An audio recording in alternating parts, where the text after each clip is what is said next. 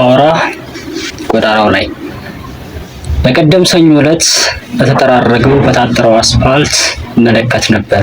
የተጸዳ ህንፃ፣ የታጠረ አትክልት፣ ብልጭልጭ ከተማ እንከን የሌለበት ሁሉ ነገር ሞልቶ ሁሉ የተረፈበት ከቦሌ 4 ኪሎ የሚታየው ነገር ከእውነታው ይርቃል፣ ከእውነቱ ይረቃል። በአስፋልቱ ዳር ትልልቅ ህንፃ አለ። ከጽዳቱ አንጻር ይመስላል በከተማይቱ ውስጥ ቆሻሻ የሌላት ሰላም ሳይኖርበት ሰላም የመሰለ በውጭ አይኑ ለሚያይ ለታወረው ሁሉ ይህ አውራ ጎዳና ይመስላል የገነት መሃሉ። ከጎዳናው ሲያልፉ ከየህንፃው ጀርባ ደሳሳ ቤት አለ ነፍስን የሚያባባ የኔ ቢጤ ሁሉ ተሰማርቶበታል። ቆሻሻ በሙሉ ተከማችቶበታል። የታረዘ ገላ የተጎሳቆለ የአዳም ልጅ ይታያል። በአይኑ ይማጸናል ራበኝ እያለ በረደኝ ተጠማሁ እያለ ይታያል። በአንድ በኩል ደግሞ ኩላሊት ታማሚ፣ የስኳር ታካሚ፣ ደግሞ አጭበርባሪ፣ ሳንቲም ለቃቃሚ፣ ደግሞ አንዱ ለሰጡት መራቂ ካዳሚ፣ አንዱ ደግሞ ቆሟል ጅምር ቤተ መቅደስ ለምኑ አስፈጻሚ።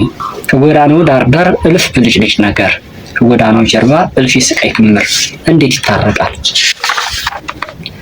ደግሞ በገጠሩ በአውራ ጎዳናው ላይ አንድ የመኳንንት ልጅ በፈረስ ይጓዛል። አንድ ሽማግሌ በእግሩ ያዘግማል።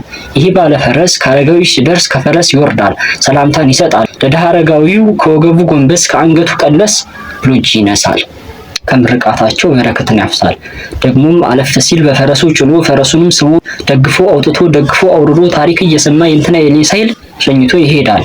ከመንደሩ ማዶ በገጠር መንገድ ዳር ብዙ መሬት አለ፣ ብዙ ሰብል አለ። የተዘናፈለ ድሃ የሚኖርበት ድሃ የማይወድቅበት፣ ራቤ ላለ ሰው መሶብ የሚቀርብበት፣ ለተጠማ ደራሽ እርጎ የሚቀርብበት፣ ለደከመ ተጓዥ አረፍ የሚልበት በየአውራ ጎዳናው እልፍ መንደር አለ፣ እልፍ ቅልብ አለ። ብቻ የማይበላ ፍርድ የማያዳላ ለአይን ለታይታ ጎዳና የማይጠርግ ቤት የማይለቀልቅ የማያለቀልቅ የገጠር ሰው እኮ በደግነቱ ነው ጎልቶ የሚታወቅ። ሁለቱ ጎዳኖች ሆነዋል የየቅል አንዱ ከሰው ርቋል፣ በቁስ ነገር ደምቋል። ሌላኛው ሁልጊዜም ሰውን ይናፍቃል። አውራ ጎዳናው ላይ